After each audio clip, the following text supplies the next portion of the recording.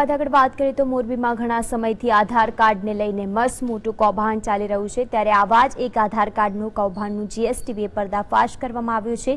તંત્ર ઊંઘતું ઝડપાયું અને જ્યારે જીએસટીવીની ટીમે તંત્રને જાણ કરી તો તંત્ર પણ પાણીમાં બેસી ગયું હતું। શું તંત્રની રહેમ નજર હેઠળ ચાલી રહ્યું છે સમગ્ર કૌભાંડ? આવો જોઈએ આ વિશેષ અહેવાલમાં।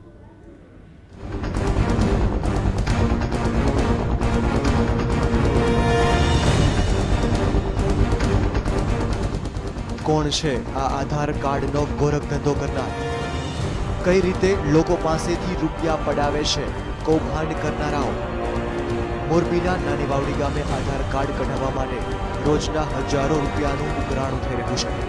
આધાર કાર્ડ કઢાવવા મુદ્દે મામલતદાર અને કલેક્ટરને જાણ કરવામાં આવી તો એકબીજા પર આરોપ લગાવ્યો હતો।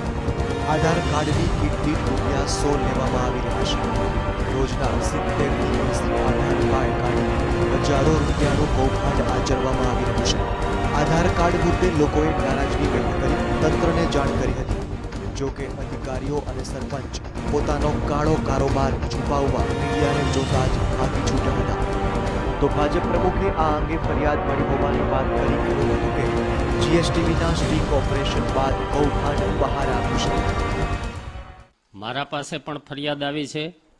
કલેક્ટર સાથે મારે ફોનમાં વાત થઈ છે। 2 દિવસ કલેક્ટર સાહેબ રજા ઉપર હતા, એટલે આવતીકાલે અથવા તો રજાના દિવસ પછી હું કલેક્ટર સાહેબને રૂબરૂ મળી અને સરકારમાં પણ રજૂઆત કરીશ કે આવી જો એજન્સીઓ હોય અને એને મંજૂરી આપી હોય, 100 રૂપિયા સરકાર આપતી હોય અને બીજા 100 રૂપિયા આમ જનતા પાસેથી જો લેતા હોય તો એની એજન્સી ખરેખર રદ કરી અને એના પાસેથી આ કામ લઈ લેવું જોઈએ। અને આધાર કાર્ડ કાઢી આપતી એજન્સીને સરકાર પાસેથી પૈસા મળતા હોવા છતાં નાગરિકો પાસેથી પૈસા પડાવવામાં આવી રહ્યા છે।